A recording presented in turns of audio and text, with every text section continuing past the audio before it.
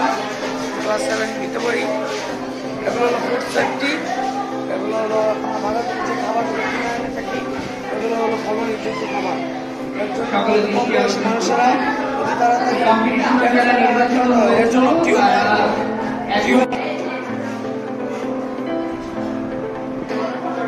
এগুলো হলো food safety. আমরা বাজার থেকে যে ফলগুলো কিনে এনে থাকি এগুলো ফলনযোগ্য, সেগুলো আমাদের শরীরের সমস্যা করবে, ক্যান্সার, টিউমার, বিভিন্ন ধরনের এর জন্য কম বয়সী মানুষেরা অতি তাড়াতাড়ি এগুলো আমাদের মারা যেতে হয়। এর জন্য আমাদের উপকারিতা হলো আমাদের ফলগুলো এক একটা পানির মধ্যে 2 চামচ লবণ মিশিয়ে 20 মিনিট রেখে দিলে খাবার মুক্ত হবে। এর জন্য আমাদের ভিনেগার আছে, ভিনেগার খাবার হিসাবে ভিনেগার 15 মিনিট রেখে দিলে খাবার অতি তাড়াতাড়ি কি হবে। সবাইকে ধন্যবাদ। আমার নাম দেশদিন, আমি 7ম শ্রেণীতে পড়ি। আমার স্কুলের নাম Narayanpur model school and college.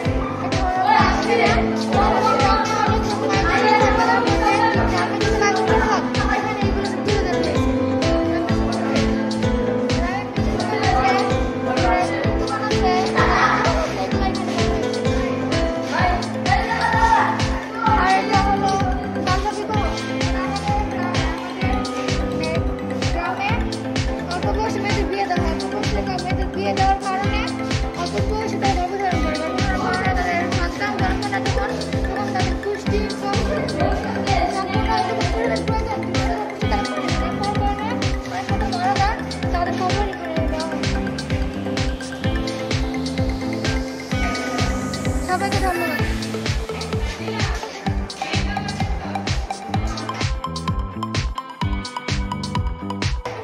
আসসালামু আলাইকুম ওয়া রাহমাতুল্লাহি ওয়া বারাকাতুহু। আমরা এখানে পরীক্ষা পদ্ধতিতে কম্পোস্ট সার তৈরি এটা প্রজেক্ট করছি। আমার নাম মোহাম্মদ রমজান সাফি, আমি 7ম শ্রেণীতে পড়ি। আমার এই স্কুলের নাম হচ্ছে Narayanpur model school and college. আমার প্রজেক্ট হচ্ছে এখানে আমরা কয়েকটা চারা রেখেছি। এই চারাটা আমরা প্রদর্শনীর জন্য রেখেছি। এটা নিয়ে আমরা একটা গেম খেলছি। যে গেম খেলার জন্য আমরা এখানে এই নাম্বার লিখেছি। এই নাম্বার হিসেবে কুইজ হচ্ছে। আর এখানে আমরা রেখেছি পরীক্ষা পদ্ধতি কম্পোস্ট তৈরি থেকে আমরা বাসায় বানাতে পারবো রিয়েল লাইফে। এখানে আমরা কিছু খাবারের উচ্ছিষ্ট, ফলগুলো, মাটি এবং কিছু কাউগান এবং বাটগান দিয়েছি। এটা আমরা 1 মাস করে এইরকম পাচ্ছি, মানে 1 সপ্তাহ করে এইরকম পাচ্ছি, 2 সপ্তাহ করে এরকম, 3 সপ্তাহ করে এরকম, 4 সপ্তাহ করে এরকম, 5 সপ্তাহ করে। পরে যখন 2 মাস কেটে যাবে তখন আমরা এই রাসায়নিক সারটা পেয়ে যাচ্ছি।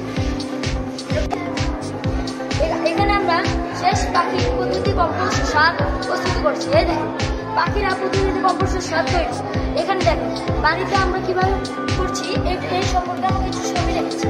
তারপরে পাখির পরীক্ষা পদ্ধতিতে সার বছর কম্পোস্ট তৈরি। এখানে আমরা অনেক কিছু উল্লেখ দিয়েছি। এগুলো এখানে দেখা যাচ্ছে, দেখেন 2-3 মাস পরে আমরা কম্পোস্ট সার পেয়ে যাচ্ছি, যেটা আমি একটু আগে বর্ণনা করেছি। আর এখানে দেখতে পাচ্ছি কম্পোস্ট সার তৈরি ফলনটা শরীরের চেয়ে অনেক ভালো হয় এবং এটা আমাদের শরীরের উপকার। আর এখানে যাচ্ছে কম্পোস্ট সার তৈরির জন্য অনেকে খেটে চলছে, আমাদের জন্য দৈনিক। এখানে রেখেছি আমরা ধান ফসলের আক্রমণ, যেমন দেখেন গান্ধী পোকা। এই গান্ধী পোকা ধানের রস চুষে খায়, তাতে ধান হয় না।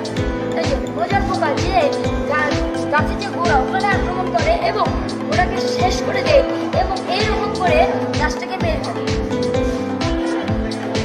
পারমিক পোকা, এটা একবারে পাতা খেয়ে শেষ করে ফেলে, যেটা আমাদের জন্য খুবই ক্ষতিকারক। আর এখানে আমরা রেখেছি সবুজ সার তৈরি। আমরা জমিতে সবুজ সার যদি তৈরি করতে চাই, জমিতে যে কোনো জমিতে 2 থেকে 3 বার চাষ দিয়ে নিবেন।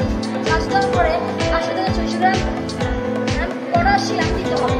এগুলো সার দিয়ে 200 গ্রাম ধনিচা বীজ দিতে হবে। এটা জানানো যাচ্ছে এখানে দুইটা জিনিসে ভালো হয়। ধনিচা সার বেশি ভালো হয়। এই যে ধনিচা, এখানে আমরা ছবি রেখেছি। আর সবুজটা প্রকৃতির ইয়াতে করার জন্য আমরা একটা ছবি রেখেছি, দেখতে পারি। আর এখানে রেখেছি আমরা 5 ফসলে আক্রমণকারী প্রধান পোকা সম্পর্কে। পিছা পোকা, পোকা, ছলে পোকা, লাল পোকা, গোড়া পোকা, এগুলো আমাদের ক্ষতি ক্ষতি করে পাট গাছ। দেখো পাটে চলে পোকা, পাটের উপরে চলে এবং পায়ে যে বীজগুলো আছে পাটাকে দিয়ে দেয়, তাতে পাট নষ্ট হয়ে যায়। পাটের পোকা যখন মানে এই পাতাটা পাটের পাতাটা খেয়ে শেষ করে ফেলে, যেমন দেখতে পাচ্ছেন অনেকগুলো জায়গায় পাতা খাওয়া, এই পোকাটা এই কাজটা করে। এই পোকা পাটের মধ্যে ডিম পাড়ে, এই ডিমটা দেখতে ফুলে থাকে, অনেক সময় পাতা ফুলে থাকে, এই গাছটা এরা করে, এই গাছের জন্য পাতা মরে যায়। পাটের বিছা পোকা, এই বিছা পোকা আমাদের অনেক ক্ষতি করে। এই পোকাকে ধরলে আমাদের হাতে ফসকা পড়ে যায় অথবা আমাদের হাতটা নষ্ট হয়ে যায়। আর পাটের গাছের মধ্যে লাগলে এই পোকাটা পাট গাছটা নষ্ট করে। আসসালামু আলাইকুম, আমার এই কাজ শেষ। সবাইকে ধন্যবাদ আমার প্রজেক্টটি এইটা সম্পূর্ণ। আসসালামু আলাইকুম, আমার নাম নাইম খান, আমি সপ্তম শ্রেণীতে পড়ি। আজকে আমি আপনাদের আমার প্রজেক্ট সম্পর্কে বর্ণনা দেব। আমার প্রজেক্টের নাম এগ্রিকালচার। এখানে আমরা এমন একটা ফার্ম উৎপন্ন করেছি যেখানে আমরা ভেরিয়েন্ট এরকম ফসল উৎপন্ন করেছি। যেমন আমরা এক সাইডে ধান উৎপন্ন করেছি, ভুট্টা উৎপন্ন করেছি, লাল শাক উৎপন্ন করেছি, পালং শাক উৎপন্ন করেছি। এখানে আমরা একটা বাগান করেছি যেখানে বিভিন্ন প্রকার ফসল উৎপন্ন হয়।